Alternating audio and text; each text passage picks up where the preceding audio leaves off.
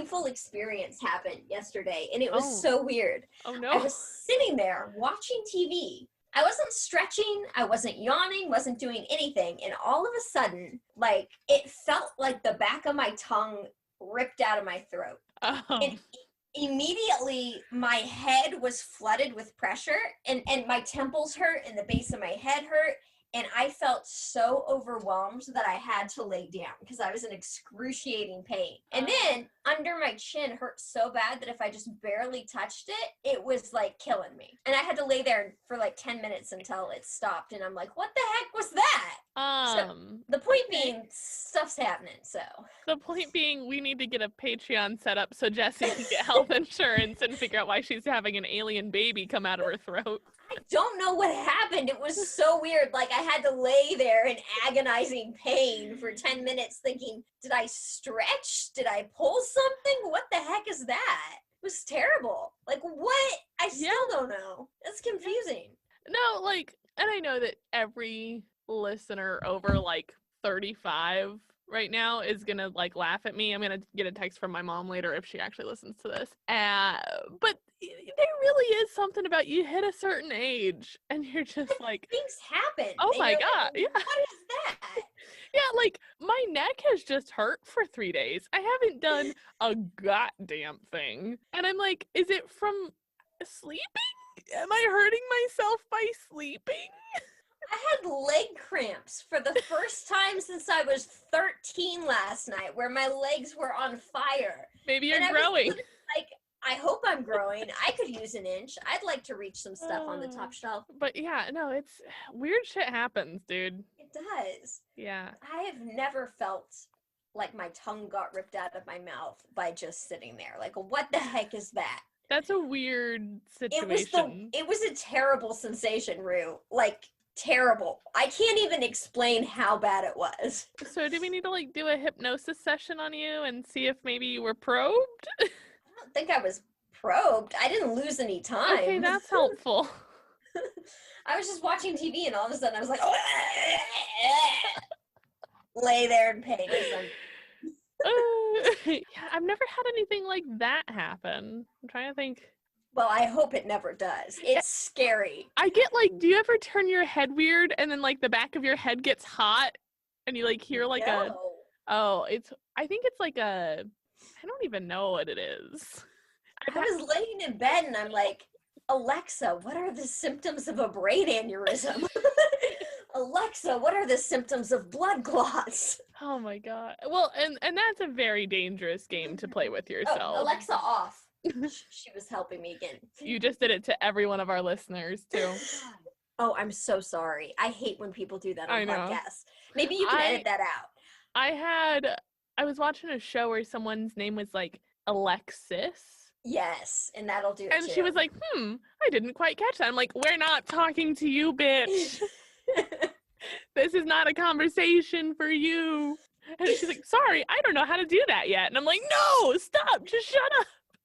Nobody's talking to you. Yeah, this is a podcast called Supposedly. Hi, welcome. I'm Rue, and that's Jessi. And we just dive right in at this point. So welcome, get settled. Not to anything that matters. We just dive into our weird health problems.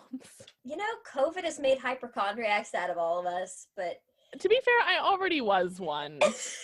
I Google shit all the time that I shouldn't, and Darnell is constantly like, babe, I need you to walk away from Google. Like, do we need to go outside? Do you need to go have a walk? Like I'm a border collie. I'm like, yeah, I need walkies, because I will. I'll just take me on our walk. I'll just, like, spiral into this, like, hey, so, like, I know I have cavities. I just got dental insurance for the first time in, like, 7 years this month. Ooh, congratulations. So I don't have it. I'm very excited to remedy that because I can feel cavities, like, with my tongue, which is not great. What's that feel like? Like a hole in your tooth. I've never had one. Yeah. I've had them occasionally. I'm checking. Hang on. Feels good. Okay. My gum's a little sore on this side, though. Yeah. I've got a tooth that I irritate with sugar. Yeah. I say as I'm guzzling an extra large McDonald's Coke. America. But no, so I know that I have some cavities, and so basically the way health insurance works in the military over here is like, it's not included, but like I can go to the clinic on post and be like, hey, are my teeth gonna fall out of my head? And they're like, no, you have to go to a German dentist. And I'm like, okay, dope. So that's what I did. And she's like, your teeth look fine. You should get it taken care of in the next year or so. So like they're fine. Okay, all right. So they're hanging in there. Yeah, but I have a lot of weird shit about my teeth. Like I'm very paranoid about them. I had braces as a teenager, and so I'm very hyper focused on my teeth, and it sucks because they're terrible. I have my mom's yellow teeth, I get cavities, it's just a great time. But my friend, one of my really good friends, is going through some shit right now, and she messaged me the other day, like after she'd gotten up, and she's like, I had a dream about my teeth falling out last night. And I was like, oh, I have that dream every single That's a lack of control dream. Yeah. And I was like, she like showed me the dream interpretation thing, and she was like, this is so spot on for me. And I was like, was it like where your teeth crumble and you pick out pieces of them? And she's like, no, Jesus. And I was like, oh, because I have that dream on a weekly basis. My stress dream, have I told you my stress dream before about the sharks? No. Okay. Jessi loves aquatic. This is my reoccurring stress dream. Whenever I'm really stressed and out of control in my life, this is the dream I have. I am sinking into the ocean, and it's getting darker and darker as I descend. There's a swarm of sharks surrounding me as I descend into the deep, and for some reason I can't swim very well. And one of the sharks comes and takes off my right arm in one big bite, and then another shark takes off my left arm. So now I'm just like have no arms and I'm sinking. Still darker and darker into the descent, and then another shark comes and takes my left leg, then my right leg goes, and I'm just a torso sinking into the darkness when I wake up. This is the worst hokey pokey ever. It's terrible. And like the thing is, I thought like when you die in dreams you're supposed to wake up. I guess I lived through the eating of the arms and legs until I'm still a torso just sinking into the darkness, and that's when I wake up. It's terrible. Yeah, not a fan. I don't love that aquatic. No. But it does check out that even your subconscious going through some shit is still aquatic themed. I could see that. Yeah. Yeah. No, I have the teeth one a lot. That's my biggest stress dream that I have. And I think it's just because all of my stress is about my teeth. I'm like, I definitely have a cavity, and yeah, I'm gonna have to go get that filled. Let's be stressed out about that. Oh, here's a dream where you have no more teeth anymore. Bye. I'm very scared of the dentist. I've got lucky genetically with pretty good teeth that I had to have my wisdom teeth cut out of my jaw. Same. When I was about 20, 21, 19-ish, somewhere in there. And I got so scared when that was happening because they gave me the gas, and I was breathing in the gas and it wasn't doing anything for me. So I started screaming about that to the doctor. And then he came towards me and I just punched him really hard. And then they swarmed on me and held me down and shot me full of something, and I went hard. And I'm pretty sure Sarah Connor. No, I get fight or flight. Yeah, I feel you. Very bad, but I'm a fighter. I'm not a flighter. Yeah, she's and scrappy. If you're coming for my teeth, when the medicine doesn't work, you're gonna get hit in the face. That's fair. I also had a really interesting experience with my wisdom teeth. Really? Okay. So they did the gas on me first, and it was pretty much already agreed upon that I was going to go fully under just because of how impacted my teeth were. And so they were just putting the gas on while they got the IV drip started. I don't fuck with needles. That's not my thing. I'll do tattoos all day because they don't go in you. It's the part where I can't see. Yeah, I don't fuck with needles. Gotcha. And so I know that this thing is happening with the IV, and then they put this huge mask on that I don't get claustrophobic, but I got really panicky because I felt like I was being like bound with it. Oh, yeah. And I ripped it off my face and I shouted, I'm not Luke fucking Skywalker, and then I went to sleep. Because I felt like I was like in a TIE fighter or something, and that was like yeah. So that was how I dramatically felt. I'm not Luke fucking Skywalker, conk. Oh, and then waking up is where it gets even more fun. Yeah, I remember I was 17. What I did when I woke up. Okay, how were you reacting to that? So I'm 17, still living at home. Maybe I was 16, somewhere in there. I wake up and I'm freezing cold. Okay. Like I was just so cold in this recovery room. And apparently that's a thing that happens a lot at that particular clinic, at least. Okay. And nice old church ladies knit and crochet little lap blankets for patients when they wake up. Oh, which so is nice. Really sweet. And so one of the nurses or some angel in my sleep gave me this blanket, and they explained to me very eloquently, this is yours to keep, love. Someone very nicely made this just for you. We can't give them away to anyone else because they're clean, they're sanitary, and we can't reuse them. And I was like, okay, cool, dope, I'm gonna take a nap. So I wake up again when it's time to go. My mom's waking me up. And she's like, all right, honey, we're gonna go home. It's time to give your blankie back. And I clutch this blanket to my chest like I'm a naked woman in a film. It's mine to keep. Someone special knit it just for me. And in my head, I said something like that. And I explained to my mom, well, Mom, they said that they're sanitary, so they can't reuse them. And that's how it sounded in my brain. Right. How did it come out? But what came out was me clutching this blanket to my 16, 17-year-old chest, looking at my mother with hooded, anesthesia eyes. And I said, I'm so dirty. What?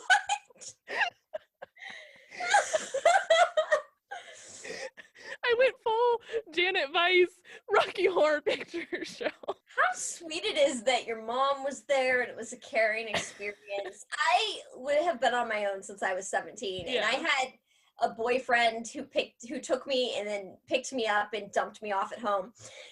And I remember waking up and my mouth was filled with cotton. And remember, I really pissed this doctor off because I got him good. Mm-hmm. So they weren't being too nice to me. Yeah. And I woke up and I remember wanting to touch my mouth, but knowing it was full of cotton and I couldn't. So I just made like pterodactyl arms and went, and my boyfriend was like, what the fuck are you doing? And then I kept doing the pterodactyl little arm thing. And he's like, put your arms down. So he was like trying to lower my arms and I'm like, nah. Oh man. And then he literally took me to my apartment where I lived alone. Well, or I had a roommate at the time, but she wasn't around. I don't remember. And I pulled all the couch cushions off the floor and I just kind of laid them in a nest. He set me into the nest and threw a couple pouches of applesauce in there and then just left me. And that's how I stayed for a week, doped up off my ass, watching Law and Order SVU marathon and occasionally squeezing a little applesauce into my mouth. Oh man. To be fair, my mom did leave a couple days later to go have Thanksgiving with her girlfriend. Oh, okay. And so my then boyfriend took care of me, which kind of felt like the John Mulaney, it's like a horse watching a dog. You can call 911 slightly better than I can, like that. Oh, at least, like, I just got dumped into a nest and left. Yeah, no, she was there for like the first 2 days. It was solid. Transaction. End of transaction. Got me home, like, literally dumped me into the nest, threw applesauce in there, was like, peace. And please rate me 5 stars on Uber. I'm surprised I lived through that. I feel like they gave me extra shot to make me go night-night after I hit him. It was bad. Yeah, they're like, shit, this redhead's gonna kill me. Yeah, and I was like Exorcist throwing up blood. It was terrible. No. Oh yeah, my nest was a bad place. Oh, you were a full pterodactyl. Yeah, like put your arms down. I'm like, no. So you watched Law and Order SVU. in your okay. I chose to watch, first off, I was like, I'm gonna watch a comfort movie that I've seen a million times. So I watched the animated Alice in Wonderland. Oh, okay. And that's trippy. That's a lot of fun when you're on lots of pain reliever. I'm sure. I was like, why are there mushrooms and wildflowers in my bedroom? I don't think he gave me the remote. Oh, so it was only Law and Order. Yeah, it was a marathon that went on for like days, I think. Yeah. And I just laid in a pillow nest.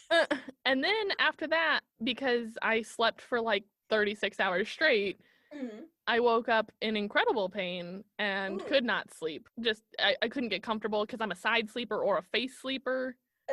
Which a face sleeper? Like I sleep like mostly face down. Okay. And which is probably why my neck hurts. Sleeper. Found it out. But anyways, so after that, when I could not sleep, I decided to watch the first season of American Horror Story all by myself on that's a drugs. terrible decision. And like even the first season is like Yeah. But even the like scary. Like the fucking promo when there's like creepy dolls moving and shit, I was like, scared. I'm drooling blood, and I'm like, scared. But then I was like really into it, still drooling blood, eating mashed potato. You could have come and hung out in my nest with me, and we would have been just fine. There you go. There you go. Could have watched true crime and yeah, it'd have been fine. So this is gonna be the longest intro ever, but I still have something else to share with you. Yeah, hit me up. She's got her 23andMe kit. Have you done it yet? It just came in the mail today. No, it literally, like, I just got it like an hour really before. Gross. Yeah, no, I'm super excited. I wanted to show you. You have to spit in that tube for a long time, and you're going to be disgusted with yourself. I'm going to do it on camera. ASMR, Ruth spitting for 20 minutes. Nope. No, I hate saliva, so I'm not. Unsubscribe to that. I will unsubscribe to our own podcast. Oh, but you're half of our listenership. Actually, that's not far off, because on my Castbox app, which is where I listen to podcasts, I noticed recently that I am not the only subscriber. Heyo. So, hey, if you're listening to us on Castbox, what up? Tweet us. Say what's up. Thanks for joining us. Yeah. We're happy to have you. We are. All right. Do you have anything else? I feel like people are not listening anymore. I do. Okay. So I suffered a travesty. Okay. It wasn't the weird brain aneurysm thing that you had? No, and I'm still convinced I probably have a brain aneurysm. Oh, but I'm also like very depressed right now. So if I get taken out, I'm kind of like, okay. Clearly, I don't have health insurance, so we're not paying to survive that. The American dream. We're just going out. What's your travesty? One of the cats peed on my Titanic coal. Oh no! And let me tell you something, Rue. This coal has survived since 1912 under how many feet of water? But the second the cat took a piss on it, disintegrated instantly. Why are you laughing? It's not funny. I was so mad. Do we think maybe it wasn't legit? No, we do. We also think that cats have ammonia in their urine, which breaks down substances a lot faster than you know. You were being like, oh, that's a really tiny piece of coal, but it didn't start out that way. It started out like a big piece of coal, and then over time it compressed.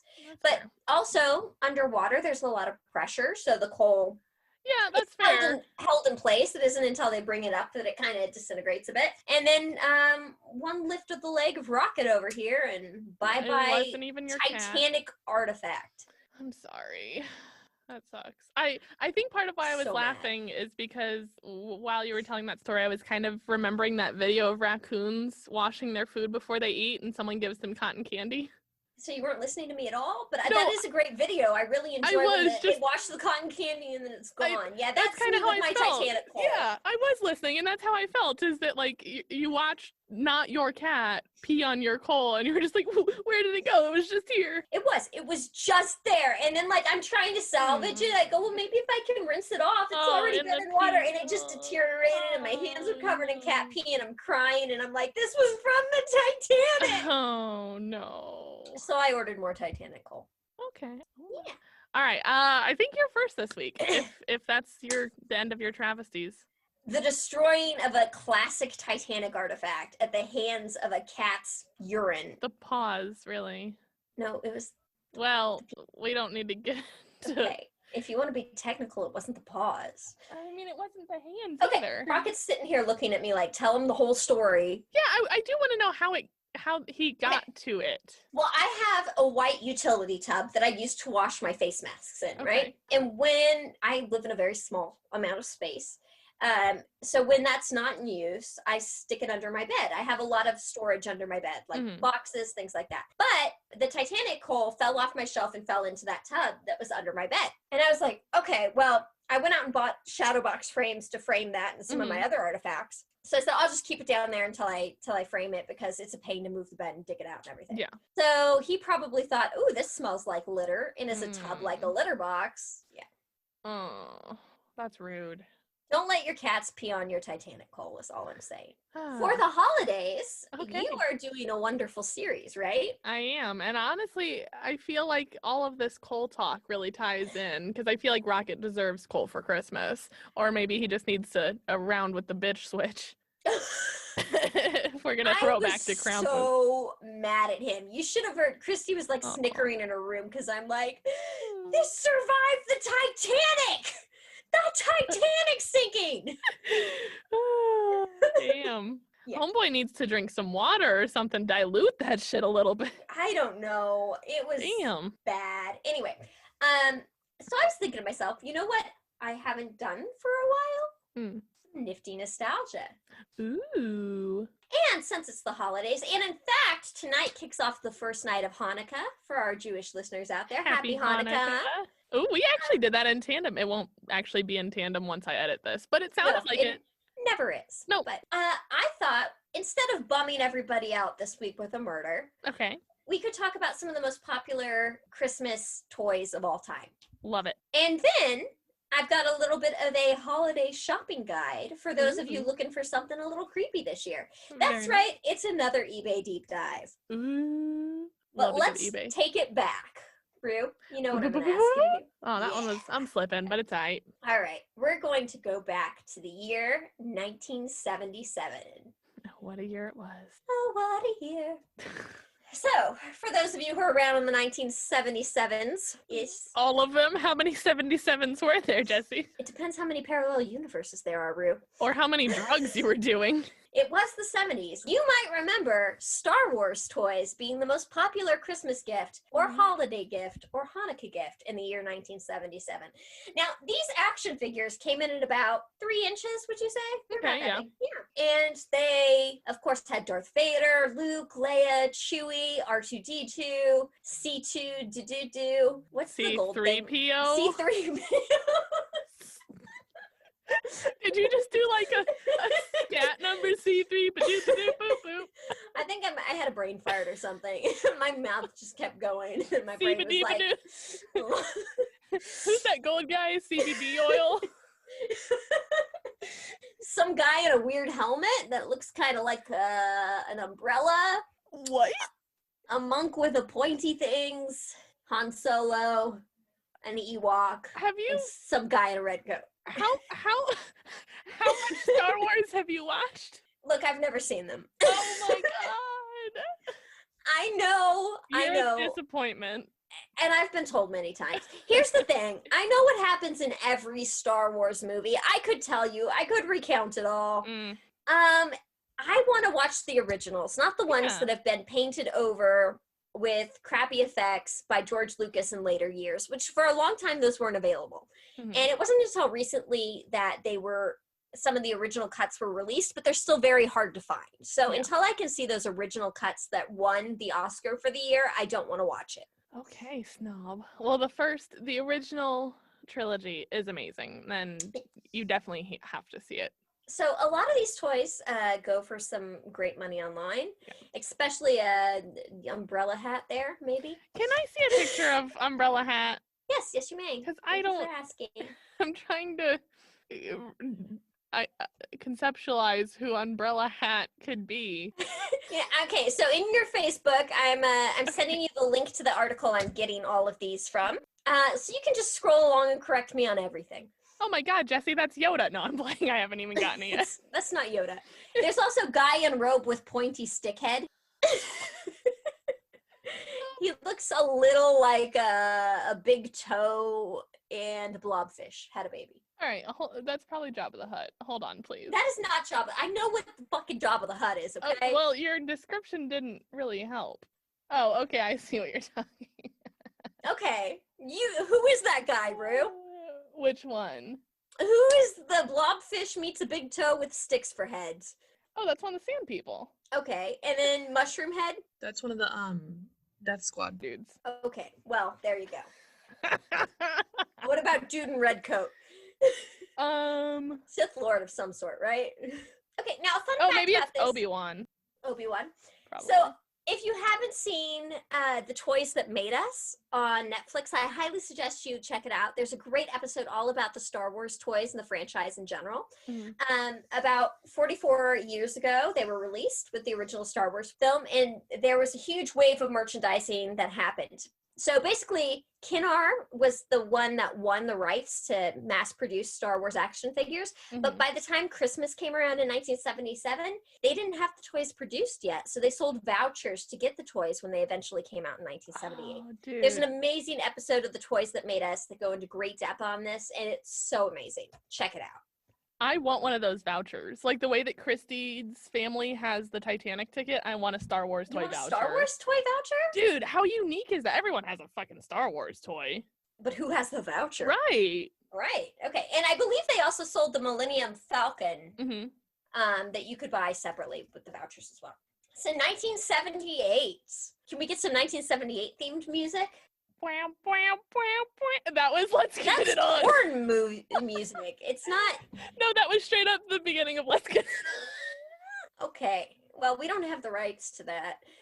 We don't have the rights to Childish Gambino either. That's never stopped you before. Shoot. I should turn my cell phone off. Oh, that's still Star Wars canon, though. We're staying right there in the family. Right.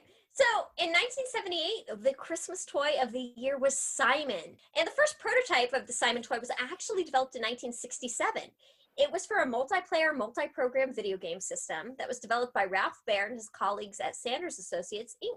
11 years later, the same inventor would go on to create one of the most popular children's games of all time, Simon. And if you've played Simon, you know it gets annoying after about 15 minutes. And yeah. It's the, like, disc that has the different colored buttons that you have to follow the pattern, right? Yes. Okay. So it's a disc. There are 4 different buttons in the original Simon. There's green, yellow, red, and blue. And it would light up in a pattern and make kind of a fun sound. And then you would have to repeat the pattern. And then it would go if you got it wrong. Thanks for making me edit that sound out. You're welcome. So it was also the preceptor to Bop It. Do you remember Bop It? I freaking loved Bop It. And my poor parents. I had both of those Twist toys. It, pull it, flick it. I had both of those toys. And my grandmother, as I've mentioned, lived in St. Louis when I was a kid. We lived in Kansas City. For those not from the area, that's about a 3.5, 4-hour drive, or like 5.5 if you have a small child.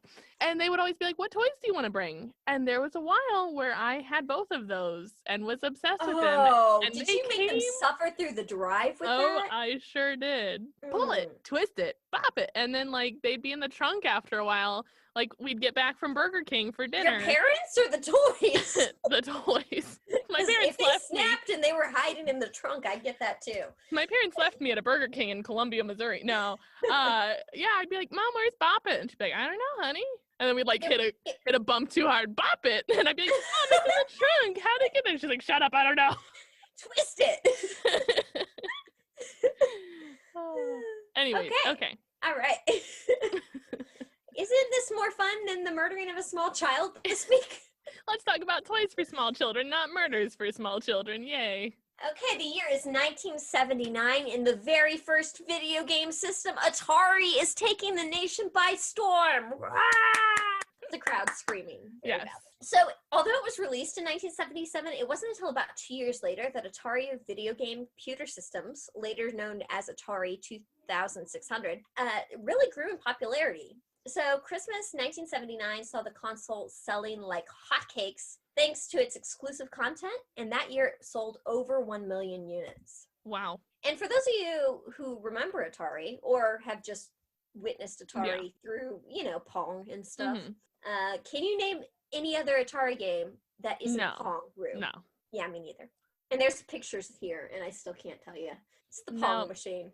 Like mid-late 80s is where my video game knowledge starts. All right, big shout out to Drew Martin on this one because the year is 1980 and the it toy that you gotta have is the original Rubik's Cube. Oh, yeah.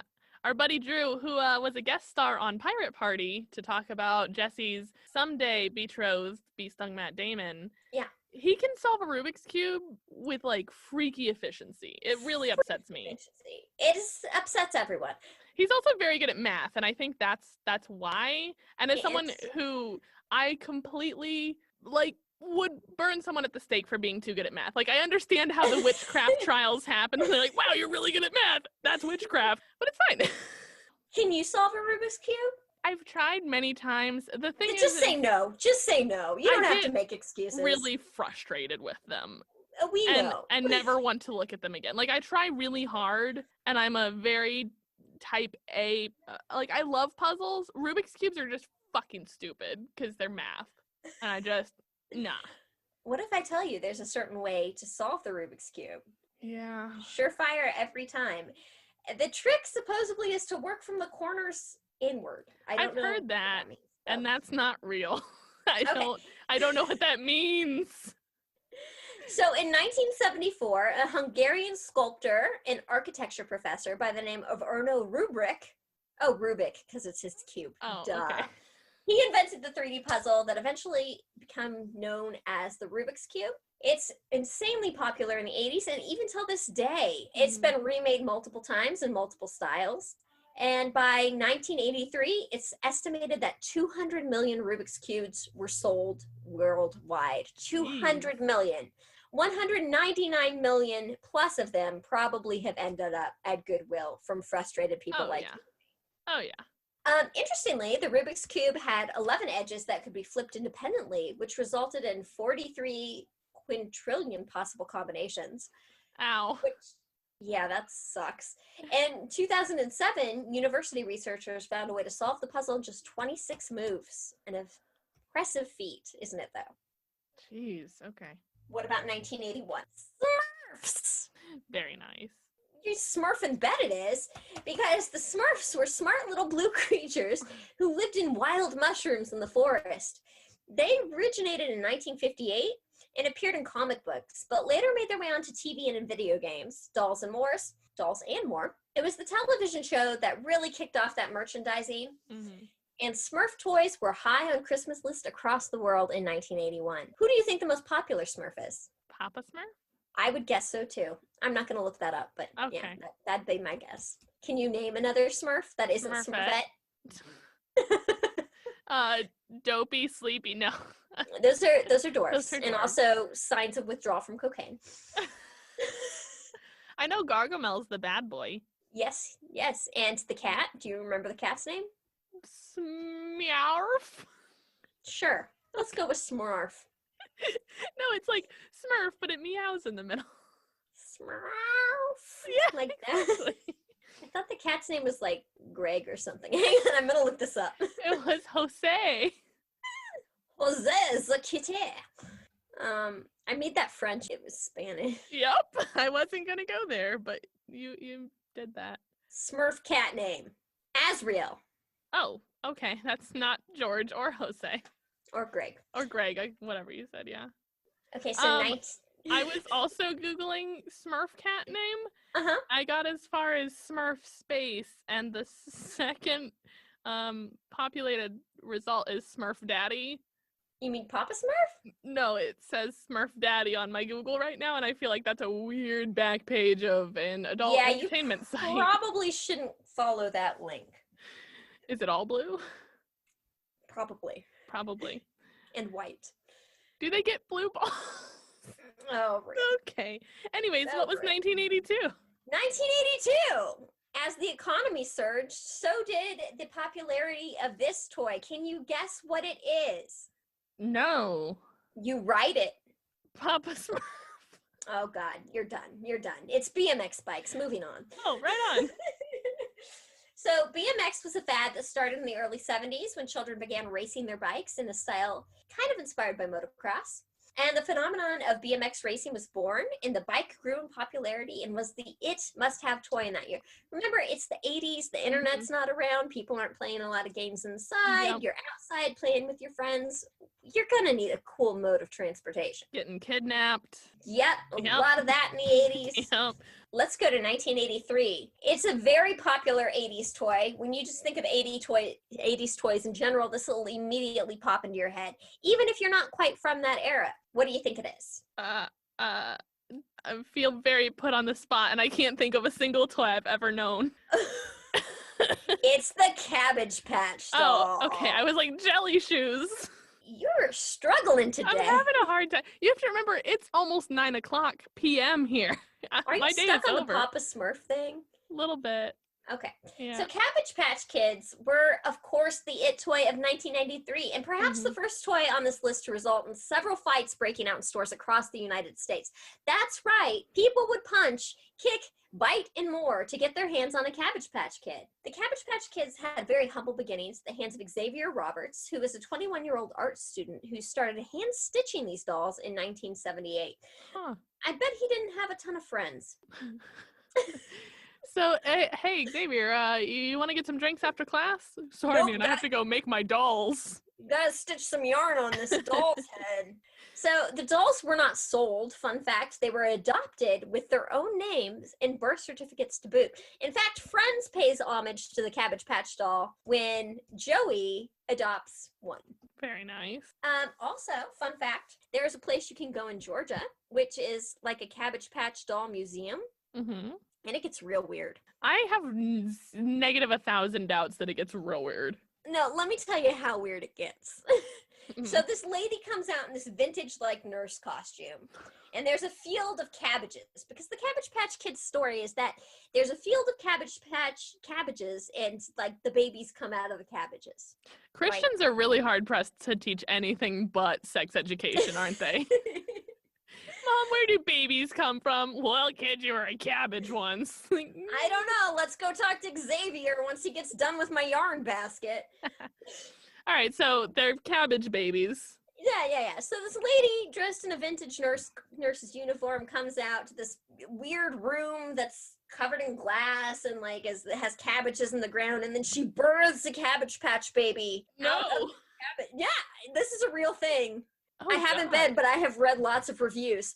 And then she asks the crowd to name the baby. They make an adoption certificate for the Cabbage Patch Kid, and then you can buy it for like $200 in the gift store. But gay people can't have kids, right?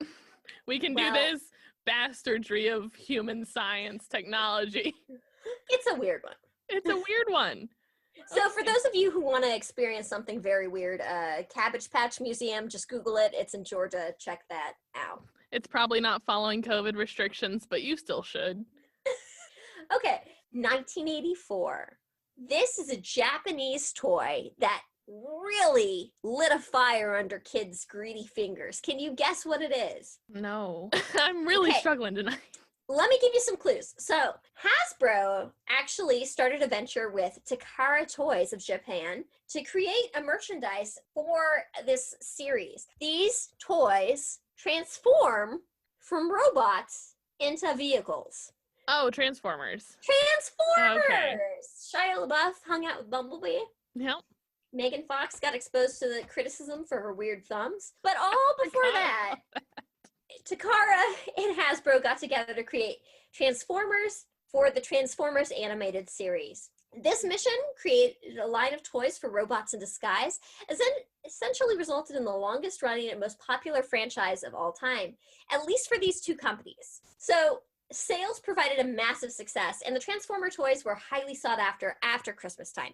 But little known fact, in Japan, toys like these had been popular way before. Once again, Toys That Made Me on Netflix. Check it out. Toys That Made Us. The 1985 most popular Christmas toy, the Care Bear. Care Bears began their life on greeting cards, but were so popular that they eventually turned into toys. And then, like many toys to follow, TV programs came after that. In the 80s, a number of TV shows pushed the popularity of Care Bears into the mainstream, including the Care Bears movie in 1985. So tell me, what is your favorite Care Bear? So fun fact, I was always kind of scared of Care Bears and Okay. offended by them. Like they just upset me. I think maybe, and like no shade to my parents, they did their best. I wasn't Okay. like a happy child, and not that I was like a depressed kid. I You were just wasn't. broody? Yeah, I You weren't mainstream. I wasn't like I used to dress up my dog and pretend that it was one of the zombie dogs from Resident Evil. Like I didn't have time to fuck with Care Bears. I had zombie dogs to kill. So I wasn't a big fan. But this year I will say I became a Care Bear fan because the original illustrator made like a 2020, I don't know why I said the full 2020, the year of our Lord. No, The 2020 year of our Lord 2020. illustration of Care Bears, and on their tummies was like the Black Lives Matter logo and like feministy stuff, and I was like, okay, now I fuck with Care Bears. Now I'm down. But as a child, they bothered me, and I'm not ashamed to say it. All right. Well, I know someone who isn't getting a Share Bear for Christmas. Can you name another creepy teddy bear in the 1980s? This one is one of those that when you think of 80s toys, it immediately pops into your brain. A lot of people would say that this is a cursed object, much like the Furby. It was the predecessor to the Furby. 1986 is Teddy Ruxpin. Oh, I don't like those. Nobody likes them. Yeah, it's They're the one terrible. that has teeth, right? No, the original did not have teeth. Okay. I think the remake maybe has teeth. Okay. But basically, it's one of the first talking teddy bears. It is the grandfather of hundreds, if not thousands, of similar toys since, including Furby. This little bear had a cassette tape that we would attach to its back that allowed him to tell stories. And his eyes and mouths would open, and the movements would be synchronized to the audio. But unfortunately, when his batteries would die, he would sound really demonic. How many Teddy Ruxpins do you think Zach Bagans owns? All of them.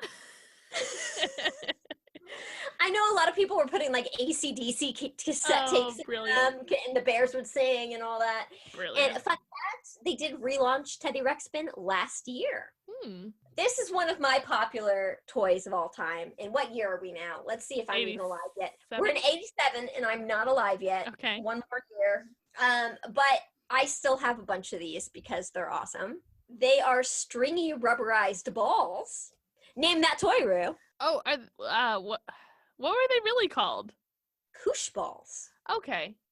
I wasn't like, that's what I've always called them, but I wasn't sure if that was like their government name. Their government name? What are you on this morning? No, you know how like, you're like, oh yeah, we call you that, but your government, whatever. It's a koosh ball. It's fine. It's a koosh ball. Yeah. They were invented by Scott Stillinger. Okay. What are you on this morning? Scott Stillinger in 1986 when he was having trouble teaching his young children how to catch and find normal balls. Apparently, they were not athletic, much like myself. Okay. He thought that normal balls were very bouncy, and that, for some reason, was a problem. All right. So he created the koosh ball, which was intended to be soft enough to not to hurt or to bounce, but to be easy for little kids to catch. But in addition to that, it was very tactile. You could pull the strings and snap them, spin it around. Koosh balls are awesome. I have a red and yellow one. What color of koosh ball would you like if you had one? I had much like the bin that the cat peed in. I had like a little tiny Tupperware container full of them when I was a kid. And my favorites were I had like a soft, lightish purple one. I really enjoyed that one. And I had a lime green one. That's awesome. Best-selling toy of 1987. It made a great Hanukkah gift and a great stocking stuffer to boot. So before we moved and I quit my job and everything, I worked in the disabilities field for people getting services set up for people who had intellectual disabilities for the most part. And we used koosh balls all the freaking time. They are such a good sensory object that like, it really makes sense that it was this dad who was like, let me figure out a way to make something maybe even based on some sensory needs that if his kids were struggling with motor skills or something like that. But he really like, that dude's an OG for all sorts of like OT and PT and so they're awesome. So Christy's granddaughter is a little over 1 at this point. And she found, I keep a little box of my old toys in my bedroom. So when the girls come in and want to hang out with me, they have a little something to play with. They're mostly 1997 Aladdin action figures, which are my jam. Love it. And no, they're not the ones I've owned since then. They're the ones that my ex-boyfriend bought me off of eBay because I just had to have them again. Okay. But she found my koosh ball and she was so in love that I let her keep it. Because she's at that age where touch is so important and tactile things, and she was able to hold it and catch it and pick it up. And so awesome. We got much love for the koosh ball and now Care Bears here. Supposedly. So the year of my birth, the year is 1988, and I feel like this toy was the perfect toy for the Christmas. Wait, I wasn't alive on Christmas 1988. I was born in February, so I came a couple months after this. But what a great toy to be ushered in on the same year. Wait, you were February of 1988? Yes. Then you were alive for Christmas 1988. You were 10 months old. No.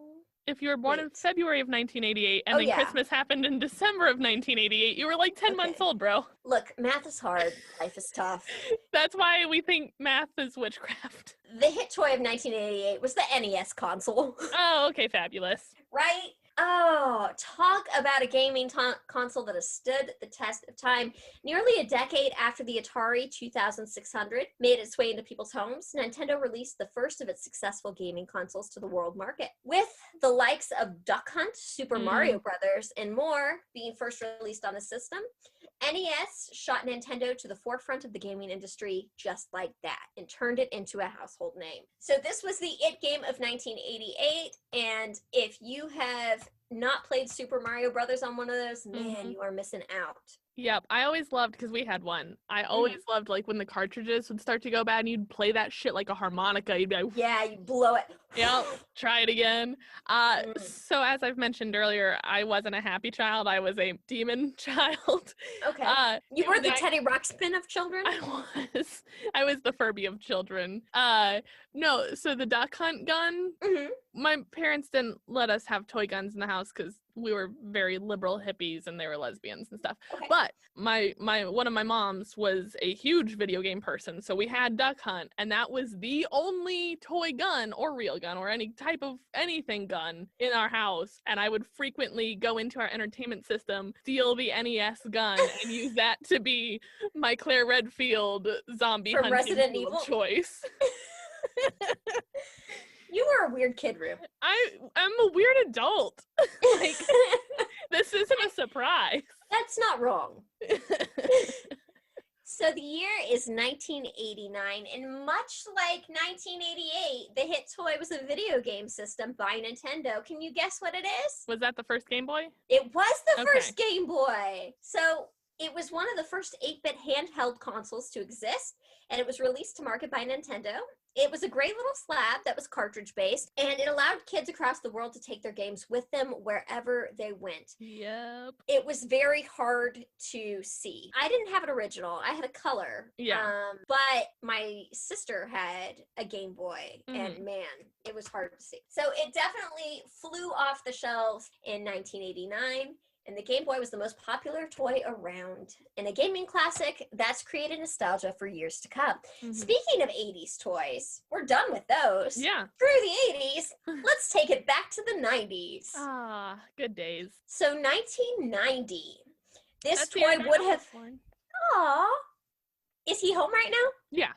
Oh, will you ask him what he thinks the most popular toy of 1990 is? Sure. I'm guessing that it would be right up his alley. Okay, hold on. I'm back. All right. He thinks it's maybe a Buzz Lightyear? No, it's Teenage Mutant Ninja Turtles. Okay. I thought you'd bring him on. No, he's doing stuff. Okay, well, I would normally discuss Teenage Mutant Ninja Turtles with Scoob, but since he's not here, I'll just break it down for you, Rue. In You can, because I love Teenage Mutant Ninja Turtles. Do you really? I Who's your do. favorite Teenage Mutant Ninja Turtle? It varies. Can you name them? Oh, yeah. Donatello, Michelangelo, Raphael, and Leonardo. Okay, there you go. Yeah. Typically, I think probably Michelangelo is my favorite. All right. Yeah, he's a good one. Good one. What's the rat's name? Oh, Master Splinter. Yes. Okay, so in I was like Skelter, because I'm Charles Manson, apparently. What is wrong with you, Teddy Ruxpin? We need to change your batteries. I thought it was Skelter. So Teenage Mutant Ninja Turtles film took cinemas by storm, clocking up $200 million at the box office and quickly becoming the highest grossing film of indie film of all time. So the action figures, if that was the highest grossing film of all time, that'd be an issue. So okay, indie film. I was like, Indie film. no way, Jessi. Indie film. Okay. I was like, we've already talked about Star Wars. I know that the Ninja Turtle movie did not outgross that. Okay, so the action figures were just as popular, and kids everywhere had to have them and had to fight over who the best turtle was and demanded the entire collection for Christmas. Okay, it's getting real because 1991 has nostalgia written all over it for me. All right. I'm going to see if you can guess this toy. It came in a tube. It was made of cardboard, and you would use a slammer with it. I'm sorry. A slammer? Yeah. It came out. What? Have you never heard of Pogs? Oh, okay. I never had one. Well, you wouldn't have one. You'd have to have many. I never had many. I feel so sorry for you now. Okay, so Pogs were circular cardboard discs that would often come in a plastic tube, much like, I don't know, think of it like a Pringles tube. Uh-huh. And then you would have a metal hard coin the same size called the slammer. Okay. You would use your plastic tube to align your Pogs or cardboard discs. You turn it over so that you would have a stack of cardboard disc Pogs, and then you would take your slammer and you'd whack it as hard as you could on top of that. Okay. And then all the ones that popped out of that stack were the ones you got to keep. All right. Yeah, I never had those. Yeah, with Pogs, you played for keeps. Okay. Unless you cried and got them back. So the history of Was Pogs, that your move? Well, my sister really sucked. So sometimes, okay. yeah. So history of Pogs actually dates back to the 1920s in Hawaii, where milk bottle caps were used as a game among children. So decades later, this game made its way to the mainstream when Pog discs began being sold at the Hawaiian game took the world by storm. Every kid fought over who had the biggest Pog collection. And it wasn't long before brands sought to include themselves in this craze. Yeah. So I had some Animaniacs Pogs. I had some Lisa Frank Pogs. Nice. My favorite slammer was metal, and it was shiny and reflective and had a holographic unicorn on it. Love it. Fun fact. I liked my Animaniacs Pogs, though. Yeah. Pinky and Brain was nice, yeah. Funny thing, you can actually buy Pogs in Target right now. Really? Well, knockoff Pogs. Okay. They're not like Pogs, they're like Poogs. But yeah, if you go to that weird aisle that's by luggage and kind of by, where they put like the outskirts of toys, the island of misfit toys of Target. Yeah, the blur the line between collector's items and toys. Yeah. There you can find some Poogs of your own. Is that like a league of their own, a Poog of their own? A Poog of their own. 1992 saw it in creepiness. Because another talking toy hit the shelves and went like crazy. Let me give you a little clue here. Okay. I love you, you love me, we're right. It was a Barney talkie toy? It was a talking Barney doll. Okay. Thanks for not shutting me up earlier. You were doing great. I just wanted to see what would happen. I don't know if we own that or not. Okay, but Barney was the main star of the runaway hit children's television show Barney and Friends that started life in 1992 and kept running until 2009. Talking Barney toys were the most popular toys on sale the holiday season. It showed just how much children loved the show. He was second popular talking teddy bear-like toy to appear after Teddy Ruxpin. Or you. Teddy Ruxpin. Jessi. What? That's my name. Teddy Ruxpin. Teddy Ruxpin. I love it. I love it. Do you remember the movie Home Alone? Yeah, of course. Okay, I'm not really sure which Home Alone movie this appeared in. I believe it was the original one, because frankly, I don't remember the rest. But was it the one that Donald Trump was in? I don't remember Donald Trump being in Home Alone. But he's in Lost in New York. That would be Lost in New York, right? He's New York businessman. He's in Sex in the City, too. Ew. Hopefully not having sex. Oh, gross. In the city. No. Okay, good. Ugh. Talk about a pardon. Pardon me from that conversation. Okay, that was very Uncle Joey Full House. Cut it out. Cut it out. Okay. We are in the 90s. All right. Okay. So in 1993, the It Toy of the Year was the Talk Boy. Do you remember the Talk Boy? Are you born yet? I'm not born yet. Man.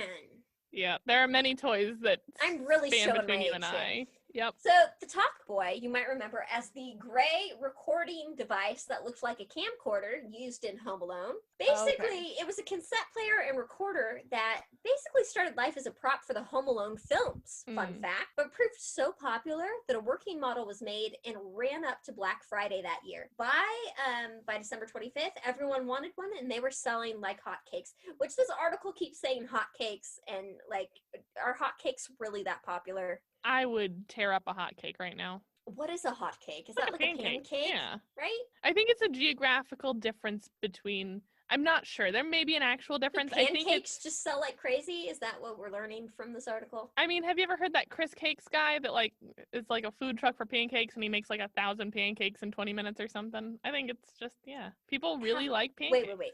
Have I heard of him? Have I heard of Chris Cakes? Chris Cakes was the hit of every Oxford middle school like initiation. All right, then stop asking stupid questions. You Like, already know how hotcakes sell, Jessi. I assume that someone familiar with his royalty, Chris Cakes, would not ask, well, do pancakes, are they that popular? Because if it was the hit of middle school, the answer is yes. Okay, look, Chris Cakes would show up to middle school orientation and he would flip it like it's hot. All right. 1994, you born yet, Rue? Nope, one more year. Okay, all right. Well, Mighty Morphin Power Rangers. Power Rangers. The toys were so popular that they were released that year and sold by thousands in years to follow. So, who was your favorite Ranger? Wasn't a big Power Ranger fan. Me neither, but I tried Okay. to dress up like the pink one for one Okay. at Halloween. Everyone was doing it. Yeah. It was like the cool thing to do. If you You weren't had to. trying to be the pink or yellow Ranger, you weren't bringing it that year. Yep. It was probably 1994. Probably. Okay. Now we're getting into the good stuff because Rue's come into the world in Yay. 1995. I'm being birthed from my cabbage patch. Would you say that you were a baby? Yeah. Okay, well, you had something in common with these toys then because they were Beanie Babies. I had so many Beanie Babies. It's not even Oh. funny. I have trash bags of Beanie Babies in my mom's attic right now. They're insulation at this point. Probably. Their little beans keep her warm. I listened to a great breakdown on Beanie Babies on the podcast, The Dark Side of. Mhm. They did a great series about the dark side of the 90s, and a whole episode was about Beanie Babies and Oh, how no. they became such a craze. Okay. First of all, they were filled with beans rather than traditional fluff Mhm. of the toys at the time. And the way that they were stuffed means you could easily pose them and play with them. Kids liked them. But what really made them sell was the fact that they would retire popular toys Mhm. and toys that weren't selling, thus making them a collector's item. The value would then go up until the Beanie Baby bubble burst. That's actually what it's called. Okay. That followed. So, many of these sold by thousands on eBay as collectors sought specific Beanie Babies that were rare. Do you know what the rarest Beanie Baby is, Rue? No, I believe it's a royal blue elephant. I did not have that one. No, I don't suspect that we would. What? I was gonna feel real stupid if I was like, yeah, I had 4 of those mugs. So the popular toy designer, I forget what his name was, but Ty Yeah. was his last name. Who the company was named after, by the way. Okay. He would often run half a line of toys in one color and then immediately switch the color, making the first round of toys more valuable. Okay. Beanie Babies were found, and when they were released, they were $5 a pop, so easily collectible, easily grabbable. What was your favorite Beanie Baby? I had a snake that was pretty cool. Oh, It was really okay. long and it curled, so I could like put it up my arm and be a witch. Oh, was it blue and yellow? It was green and yellow. I had that one, except in blue Okay. and yellow. Nice. Maybe one of us got the beginning part of the toy line and one of us got the... Yeah. So my grandma, I love my grandma. We've heard about her on the show, I think, Yep. a couple times now. My grandma loved a challenge. I'm so glad she loved me. Okay. Because she was such a stubborn lady, and anything she wanted or put her mind to, she would succeed at. So when she made it her mission to buy me every Beanie Baby, Mhm. I mean, like, she went on a rampage. Yeah. All right, are you getting tired? Should we speed it up? If you want to, how much more do you got? Well, we're in 1996 and the year's 2020, and Okay, I wasn't sure if you were going all the way. we will crank it up. All right. 1996, Tickle Me Elmo. You pushed him, Oh, and his yeah. belly went, ha ha, hee hee, tickle me. I didn't realize it started that soon or that early. Yeah, 1996 was Huh. the Tickle Me Elmo year. I don't Okay. know what made this so popular, but it was the craze at the time. All right, 1997 has extremely nostalgia moments for me because I still have my original Tamagotchi. Oh, nice. Yeah, Tamagotchi is fondly remembered as the original virtual pet, although there were many of the other ones at the time, such as Nano Baby, Nano Monster, all that crap.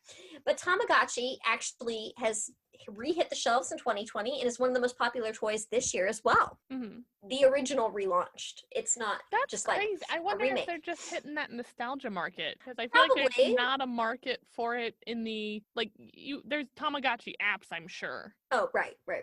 That it's got to be that you're 30 now, kid. Here you go. You want this, and it's like, wow, yeah, I am. I do want one again. Okay. You said you still have yours. I do, Yeah. but I want another one. Okay.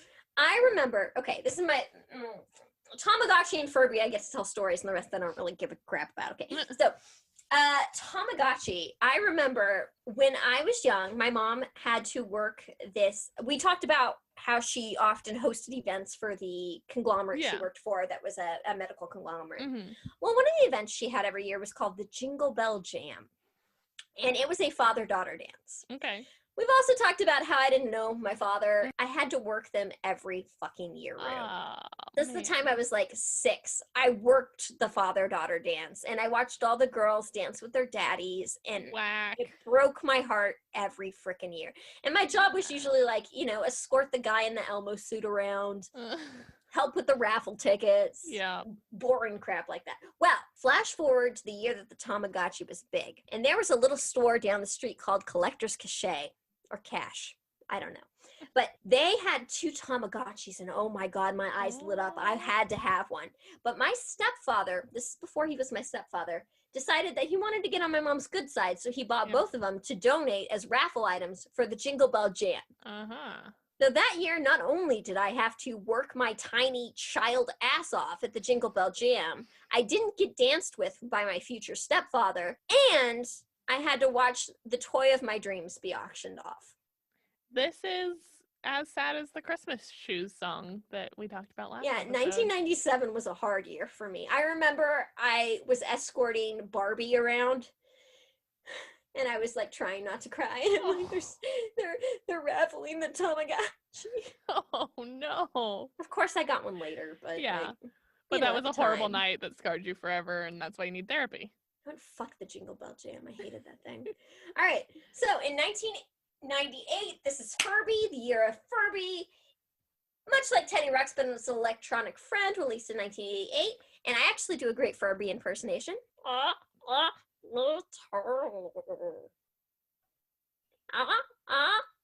I need a priest. Please stop. Okay. I hate it. It's like Stitch, but worse.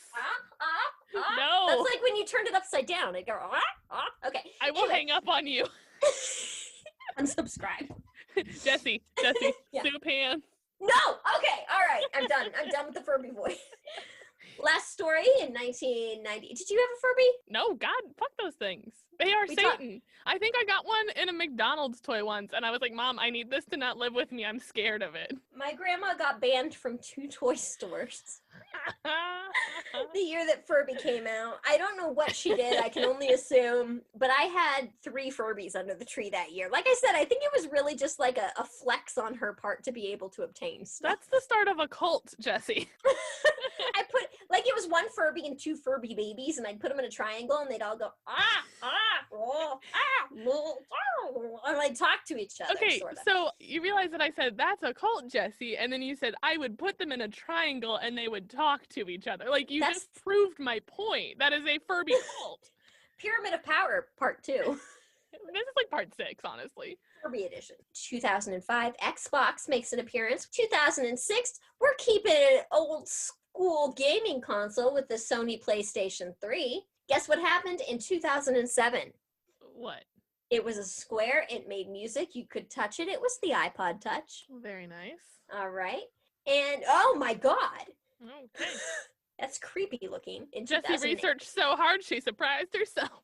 2008, Elmo Live. I just want you to go to that link and scroll down to 2008, if you would, and tell me what you see. Okay. What? It looks like it's being possessed. It looks like a warning. So basically, it's Elmo with his mouth wide open and his eyes staring into the abyss of horror, and what I can only assume is a scream of agony. His arms are kind of shrugged up in like a very uncomfortable position, but one warranting help. And then one of his legs disjointed at 90 degrees angle. from the hip. Yes, he's standing on one foot as though he's been, I don't know, he looks like there's a stick protruding from his back. The whole thing's messed up. All right. 2009, Barnes & Noble brought in the Nook. Okay. I love my Nook. I still have it. Very nice. I think it's like a different type of Nook, though. Okay. In 2010, Apple iPad came in. iPad came in, and Elmo just keeps showing up because in 2011, Let's Rock Elmo. He looks a little more comfortable now, though. Okay. That one came with a microphone and a tambourine, drums, and not enough Tylenol for the parents. I was going to say that was bought by all of the aunties of the world. Making up for the childhood that they had Yep. when their siblings tortured them. Yep. All right. 2012, Wii U. I never played a Wii U. Did you play a Wii U? Darnell literally bought a Wii U like last month. In 2014, the Elsa doll was the hit with Frozen. And then in 2015, Star Wars BB-8 by Sif Hero, SP Hero. It rolls around, its head stays put, but its body does not. Much like ferrets, in 2016, NES Mini was the it thing. I waited in line outside of a Best Buy for 4 hours to get that, and it was freezing cold. And I got it just for my friend. Very nice. You're a good friend. In 2018, Boxer AI robot made the list. That's not real. Robots. I've never heard of that. Look, basically what we're saying is that if the 20s list is to be believed so far, we're going to have a robot uprising pretty soon. Well, clearly. I just hope Will Smith is in it. That's another Shia LaBeouf movie that I was digging on back then. iRobot. Okay, that wasn't Shia LaBeouf, that was Will Smith. Shia LaBeouf is in it too. Is he? Was I that distracted by Will I was that distracted by Shia LaBeouf, I could name his whole filmography at that point. Okay. Fun fact, my sister and I still have an agreement that we made when I was probably like 14 when Even Stevens was on. Okay. If I marry Shia LaBeouf, she has to eat cow poop. Okay. And it's an agreement that still stands. Not that I think that Shia would be a good person to marry. He's no bee-stung Matt Damon, but I would do it just to make her eat cow poop, to be honest. Well, it looks like he is unmarried, so you have a chance. I know. Okay, so he shot a movie here, American Honey, and I got to audition for a part that basically would ride around in a car with him all day. Okay. And I was so bummed I didn't get it because I was hoping I was going to call my sister if I got that part and was with Shia LaBeouf and was like, by the way. I'm very sad for you. Someday, that you didn't Lo. Hold it over. You know, I'm not going to actually make her eat cow poop. Yeah. I'm just going to show off that I accomplished that goal. That's basically it. So, for 2020, here's a little holiday shopping guide for you. If you're looking for any fun, creepy, paranormal stuff, let's hit up eBay for a second, because I've pulled 4 listings that are selling right now on eBay. Love it. Rue, I'm going to let you pick which ones we read, since I'm taking up a lot of time here. All right. Do you want a haunted doll? Because, you know, you can get a haunted doll. Or do you want a haunted rosary or a Bible? Why don't you pick 2? Let's do one religious and one doll. Okay. Do you want the Bible or the rosary? What sounds better? The rosary and the doll. All right. Let's go with the Bible. For those of you who are looking for a little something religious in your Christmassy and also possibly haunted, there is a haunted Bible under the listing Haunted Bible. It's currently going for $220. Okay.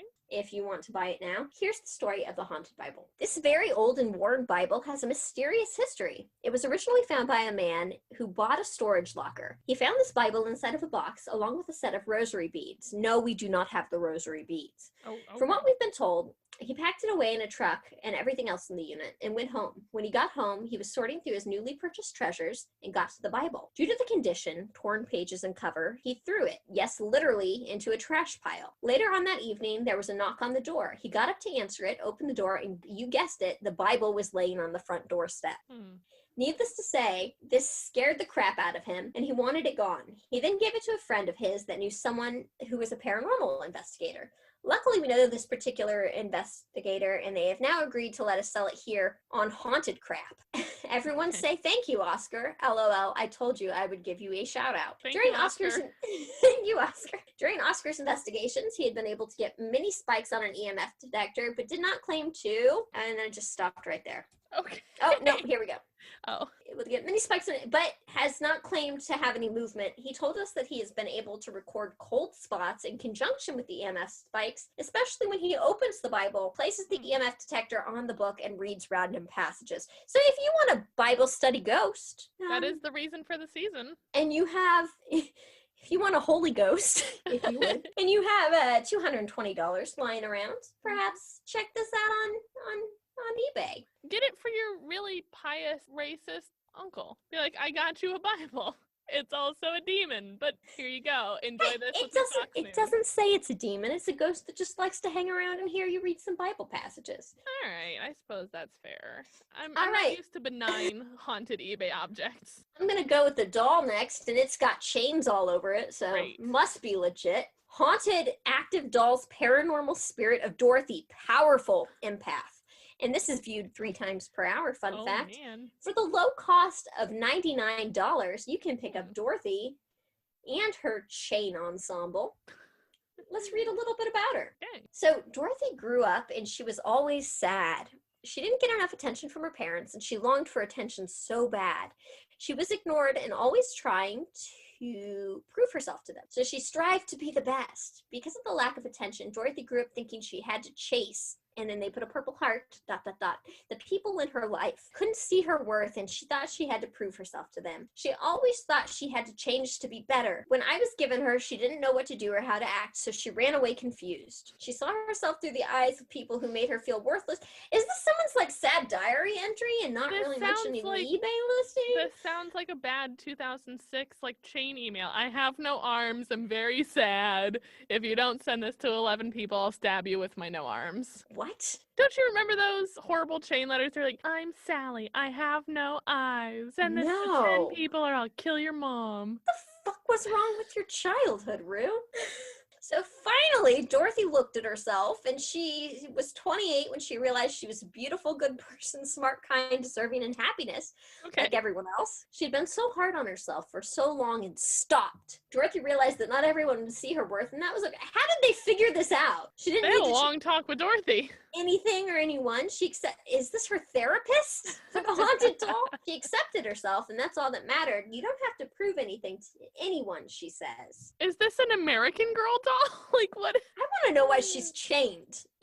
If she's like, Yeah. you don't have to prove anything to anybody, but she's chained up, I Maybe feel like that's just her style. She's like, I don't have to prove anything. I like my chains. So she realized that not everyone would see her worth, and that was okay, blah, blah, blah, blah, blah, blah, blah. Okay, Dorothy, like many spirits I've kept, have chosen to stay in our realm for a reason. Oh, I spend a lot of time learning their story and always find their reason for being here. Most of the time, it's for help or to help. There's much more to Dorothy that you will learn and find her fascinating. Fascinating. Fascinating. She's one of my favorites, and I want her to have the best home. If Okay. she's one of your favorites, why are you getting rid of her for $99? Look, she's got an amulet chained to her, too. Oh boy. Okay.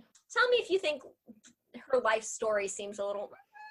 Well, I don't have to see it. I already can say yes, it does. Yeah, I know, Feel- but, like, check her out. Check out Dorothy. And then we'll let you get to your story. Okay.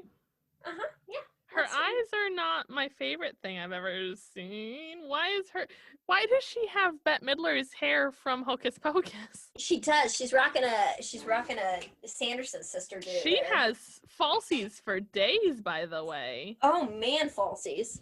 Those are some lashes. What the fuck is the 8th picture? The drawing? Oh. There's a drawing included? Yeah, there is. Picture 8 of 8. Well, let me scroll down to the listing. The drawing above is a means of communication where one channels the spirit through art. It's very similar to automatic writing. In this drawing, Dorothy has shown she was married and a mother of 3 children who she would do anything to protect and keep safe. The serpent represents Dorothy's wisdom. No, it does Dorothy, not. Dorothy communicates in several ways and will communicate with you through your preferred method of communication. No, she will not. Look at that picture. Tell me if you like that. Does that feel good to you? That does not feel good to me. It's not good. I don't. Protection. think that there are 3 children. I think I'm not here for it, yo. All right. Okay. So if you want a haunted holiday, check out those listings. Haunted holidays. Haunted holidays. Love it. All right, Rue, tell us about the next in the line of our weird Christmas tradition-y things. All right, so... What are we calling this series, by the way? I like haunted holidays. I think we just sang the theme song. Haunted holidays. Even though none of them are actually that haunty, but it's fine. So for this story, we're headed to Iceland. Iceland! On the 13 days leading up until Christmas, houses in Iceland are visited by mischievous little troll guys called the Yule Lads. On the 13th day of Christmas, the Yule Lads brought to me. Pretty much. Are you familiar with the Yule Lads at all? Do they, like, eat stuff constantly? Yeah. They basically just want bread and spoons and stuff. Pretty much, yeah. I've heard of them. So similarly to the St. Nicholas night tradition of leaving shoes out to be filled with candy, children are expected to leave their shoes in the windowsill for the Yule Lads to fill up with candy if they've been good, but if they've been naughty, the Yule Lads will fill their shoes with a rotting potato. Poop. Oh. No cow poop. This is not your sister's Shia LaBeouf penance. Someday! So that's the Yule Lad tradition as of 1746. Candy versus potato. Theoretically, could you just put vodka in the shoe and call it good? No, because fermented potatoes. Yeah, I think there's a big difference between potato gone bad and potato gone vodka. How long do you have to make your potato gone bad before it's acceptable? Like years, I think. How sprouted would it need to be? I'm not sure. We can do a science experiment later. Okay. I got a story. No, let's just go. Oh, okay. It was inappropriate. The best ones are. So my mom used to work for that hospital. Yes. And I guess one day a bunch of nurses were talking because a woman had come in who had decided that she was going to use a potato as a tampon. Interesting choice. But little did she know that was the perfect environment for a potato to grow because it's dark and damp. They're tubers.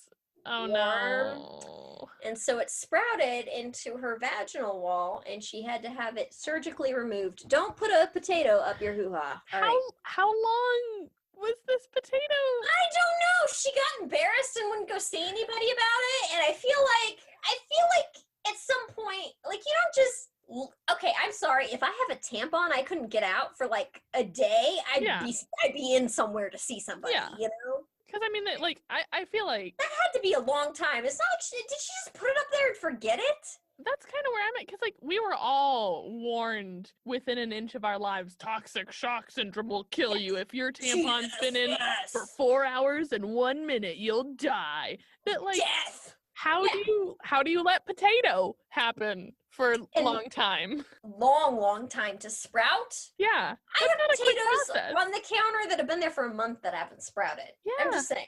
All right. Okay. All right. Well. Haunted holidays. Haunted holidays. All right. So like I said, that was the tradition since 1746, because it was at that point that parents were banned from telling the Yule Lad stories to their children because they were too cruel. So we're going to get into the too cruel version. All right. So each night, a different lad would visit and create a different type of mischief and mayhem. And they would apparently stay for 13 days. So that's a long time to be dealing with that. You're going to be dealing with these suckers until like mid-January. That's like some Elf on the Shelf shit. It is. Okay. So before the ban was passed, this is how the Yule Lads were depicted. All of the lads have Icelandic names. Fair warning, but I'm going to be sticking to their English translations because I really think they'll just hit the point home because they all have fabulous names. I wouldn't want to pronounce them either. Go ahead, Rick. I'm also going to be reading some translated excerpts from a poem called Jólasveina Visur by Johannes fra Kjóllum. Perfect. Yep. Sounds like a must read. Yep. On the first night, houses are visited by Sheepcoat Claude, and Johannes says of Sheepcoat Claude, he came stiff as wood to prey upon the farmer's sheep as far as he could. Does he? Okay. He diddles the sheep? Okay. So he diddles the sheep? From what I was able to find out about this guy... He diddles the sheep? By preying on the sheep, they actually mean suckling them. Like, what? Which I feel like He makes the sheep suck him, or he sucks the sheep? He sucks their milk. He drinks their milk Okay. from their bodies. God, just lead with that. That sounded so bad. So you've just got this troll nursing at a sheep. And, like, I feel like that's more traumatizing to the sheep than just, like, getting killed. Yeah, well, I don't know, but it's probably not fun. I'm not here Ugh. for it.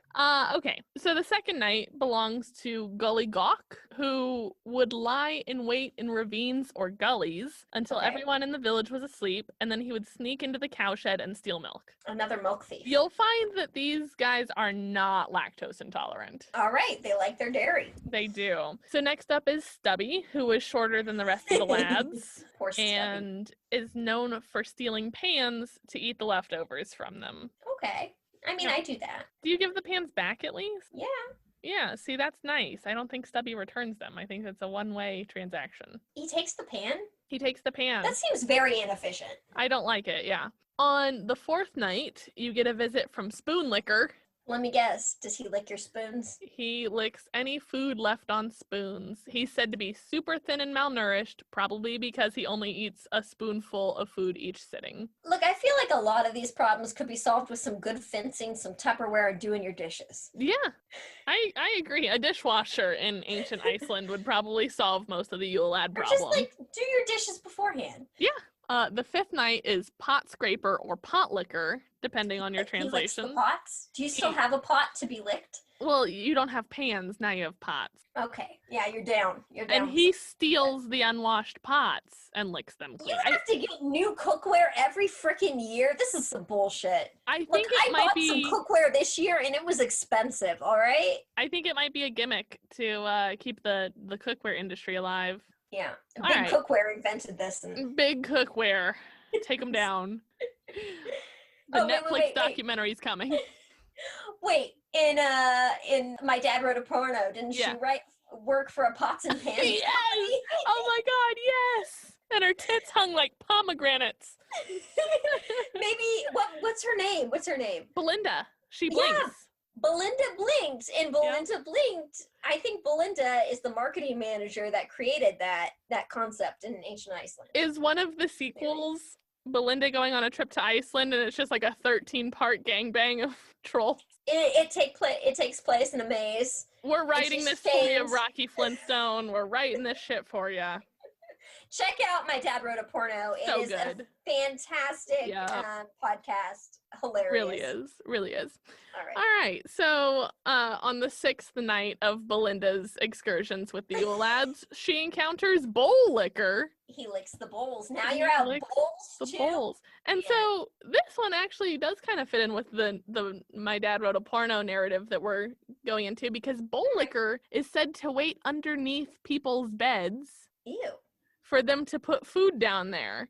Who puts food under their bed? So apparently this Well, comes, I say that, but I literally have a Rubbermaid container full of snacks and drinks under my bed. so apparently this comes from a time when people used to put food under their beds, which it's hard to find if they mean like they would store like dried beans there, like for storage, or if they meant like 100-calorie packs of Cheez-Its.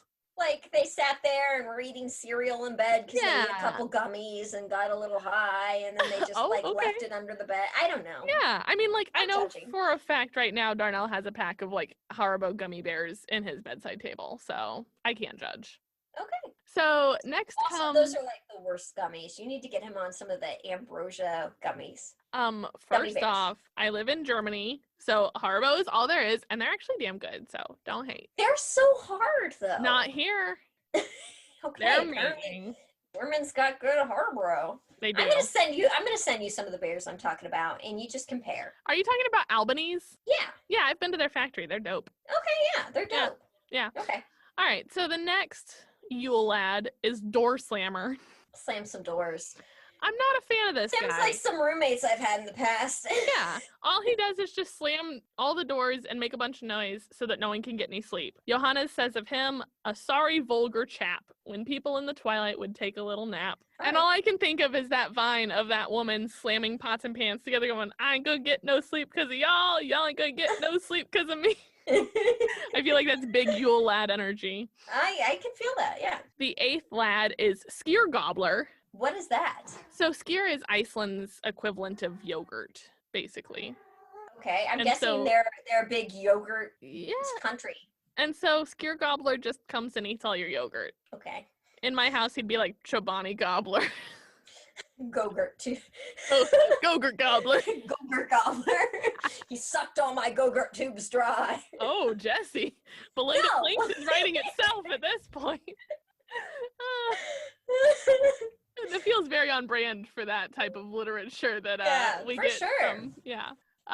So I like the Wees. the what?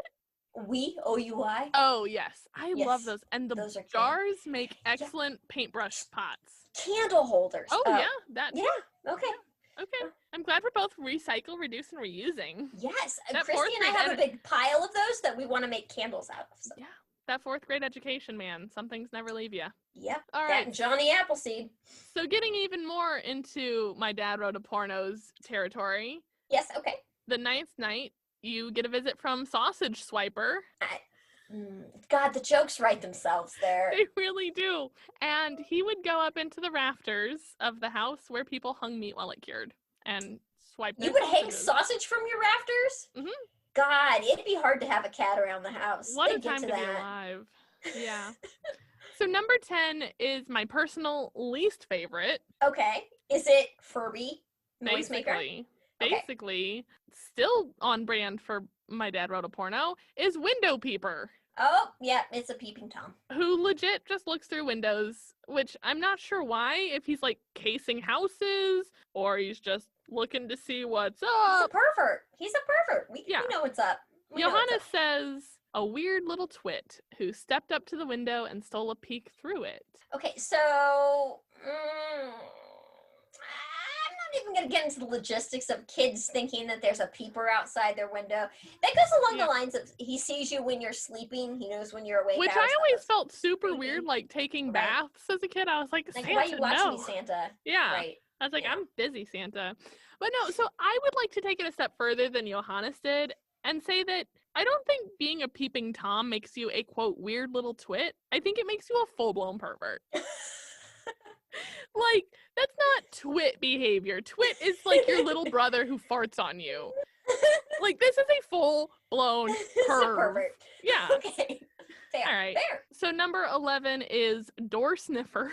They're really running out at this point. Like they should have cut it off at like 5 days top. I know. Maybe cut it loose at the yogurt. Yeah. Just Yeah. beforehand. So Okay, so he sniffs a door. So Door Sniffer apparently has a giant nose, which he uses to sniff out leaf bread, which is a Christmas time treat in Iceland. And so he'll Okay. just stand in the doorways and sniff for your bread. When you say leaf bread, I think of Lord of the Rings. That's pretty much, it's like a very flat bread. It's probably similar to a hot cake if we were to... No, I don't think it is, actually. I think it's much flatter. I think I kind of saw a picture of it. It looks more like a tortilla, but I think they're Swedish. Okay. Not They're Sweden. not Swedish. Like sweet, They're sweet adjacent. sweetened. Yeah, sweetened. Okay. Crepe. Yeah, something like that. Number 12 is Meat Hook. Oh, Belinda. Oh, You are just Belinda. getting into some bad things today.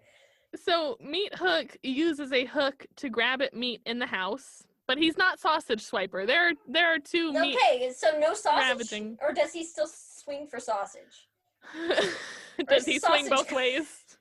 I guess that's what Um, I'm asking. Is the sausage still in the loop, or is Well, that gone? So it's said that this particular lad comes from the tradition related to eating scata or fermented skatefish on that Ew. night. Oh, sorry. I'm sure it's wonderful, guys, but I don't do seafood.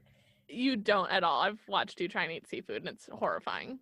Jessi likes aquatic too much to like seafood. There you go. Seafood likes you, apparently, though, as you get eaten by shark limb from limb. Every time I'm stressed, Yeah. it's just a torso.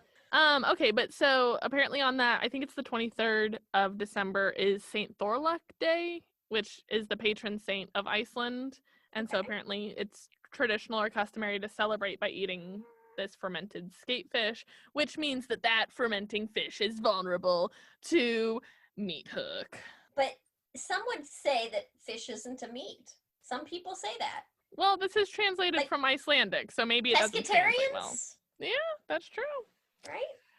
So last but not least is Candle Beggar, who was said to follow children home and steal their candles. Why are the kids using candles to get home? I think it's the candles at their house, but also because it's like the 1300s. Right. Yeah. Okay. So this is actually pretty freaking gross. Ew, don't want to, Because- grosser than the fish? Because at this point, the candles they were using were made of tallow, which is rendered fat. And the Okay. idea is that the Yule Lads are stealing the candles to eat them. Ugh, okay. Yep. Ugh. Yep. It's not good. Mm-mm. Not a good way to end the party. Also, probably wouldn't smell like a good candle burning. They needed some beeswax. It might smell like bacon grease or something. Your house Maybe. just smells like bacon all day. All the time. All No the wonder you're time. attracting Meat Hook and the Sausage Snatcher. Swiper. Well, Although I you know. like Sausage Snatcher better. That's probably the off-brand. It's catchy, Belinda right? version. Yeah, it's Sausage Snatcher. So you're probably wondering, after getting to know all these guys, who the hell raised them?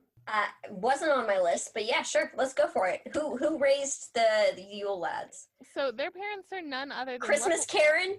Christmas Karen. Yes, she only watches Fox News, and she's gonna ask why you're not married yet. Yeah, it's great. Great Complain to times. the manager. Great times with Christmas Karen. So their parents are none other than Lepelwilly, and I'm not saying that right, the lazy I- troll, and I like how you Grilla, say them. the most evil, horrible ogress in all the world. Man, it's not easy to get a title like that. Look out, Shrek. Right. Shrek She's got coming for you. nothing. So Grilla's physical description changes a lot depending on who's telling the tale. Some people claim she has 300 heads with 3 eyes on each head. That's a lot of eyes. That's like math eyes. 900 900, yep. eyes. Yeah. Yep. I But the did most it. I'm proud of you. So the most common depiction of her says that she's got fangs, horns like a goat, quote, bad nails, Oh, so she just needs a manicure. eyes in the back of her head, Some a hairy vanilla wafers. God damn it, Jessi. A hairy chin, teeth like charcoal, ears that hang to her shoulders and are tied under her nose. Better not let a cat pee in that mouth. Oh, Charcoal no. teeth would be gone. Those charcoal teeth. All of this aside, though, she still gets around because not only did she and Lepelwilly have 13 Yule Lads, they had a total. Lippa Willy me. I don't know. Okay. They had a total of 33 children together. She's got a thing for threes. 300 heads, Yep. 3 eyes on each head, Well, and 30 kids. Even more than that, Lepelwilly was her third husband. She's got a thing for threes. She killed the other 2 because she got bored. Like you do. Yeah. Over the years, all in all, she has a total of 72 children. Wow. Yeah, But these 13 are the worst. they're the most common. And I will say 72 is divisible by 3, so maybe you're onto something. Man, she's got threes all over her. Based on her depiction, if she's not this 900-eyed, multi-headed creature, Weird thing. Yeah. and she just has, quote, bad nails and a hairy chin, I think she just needs Jonathan Van Ness to come give her some tips. Yeah. I think And he would be manicure, like, yeah. you are serving troll mom realness right now, and I'm loving this moment. I think that her and JVN would have a great time together. It would be I fun. could see that. Yeah, I'm looking forward to that holiday special of Queer Eye. It's said that Grilla is able to detect naughty children year-round and basically, like, keeps track of them. I guess she has, like, an Excel spreadsheet of naughtiness. Well, that's progressive. Yeah, I'm not I sure don't think how she Santa does even it. works off Excel. I'm not sure either. Maybe it's Google Sheets for Santa. And so apparently she keeps I track don't of think them. he's affiliated. No, okay. So she keeps track of them all year round, and then at Christmas time comes down from the lava labyrinth of Dimmaborgir, where she and her brood live up in the northern region of Iceland, and collects all these naughty children and takes them back to boil them in her cauldron. But if the children have repented, or if they were well behaved, then they are safe from her. Okay, so if they say they're sorry and To God, yes. they have a come to Jesus moment, got it. Yep. So, Yes. like any good cauldron full of children witch, Of which there are so many. Grilla needs a cat. She's not going to eat the cat, is she? No, this is where Yule Lads comes in. The Is it Christmas the cat. Christmas cat? It is the Christmas cat. Oh, I thought it was Yule Katorn. What is it? Yule Katan? Yule Kutherin. Yule Kutherin. Well, I said that think wrong so. the year I betrayed it, but okay. I mean, we both said it wrong because neither of us speak Icelandic. Yeah. So the Christmas cat is said to be Grila's pet, who comes after adults and children alike who haven't gotten new clothes for Christmas. Oh. Which Well, seems I like bought myself some new clothes for Christmas, so. there you. To me, it seems like a brilliant way to shut kids up when they're like, socks. I don't want clothes. I don't want socks for Christmas. Also, screw those Buy the kids, Christmas cat. because socks for Christmas are the shit.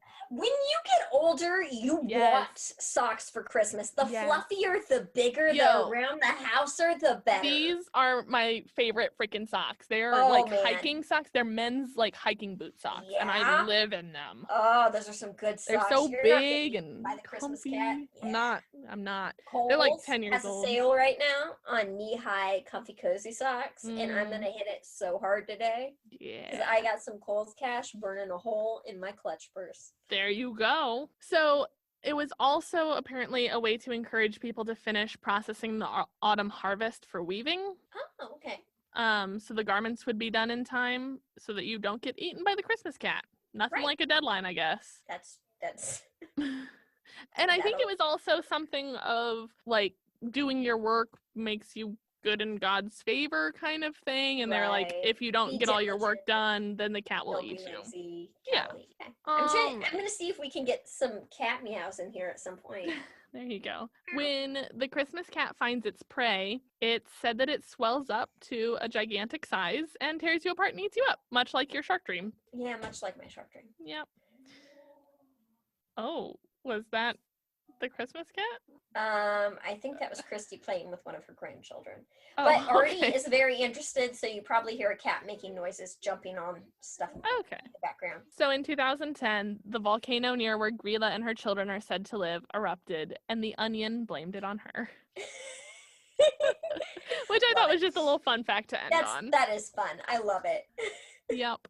So that is the story of the Yule Lads and their mama Grilla and their Christmas cat. Round 2 of our Christmas collection, or our Hanukkah collection. Yeah, our haunted holidays, if you will. Haunted holidays. Haunted holidays. Haunted holidays. Haunted holidays. All right. You got anything else?